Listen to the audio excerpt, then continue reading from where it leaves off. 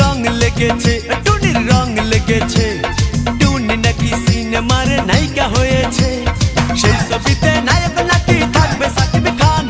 ছবিটার নাম নাকি তুমি আমার জান। টুনির জ্বালায় এবার আমার যাবে রে প্রাণ, যাবে রে প্রাণ। রং লেগেছে, মনে রং লেগেছে।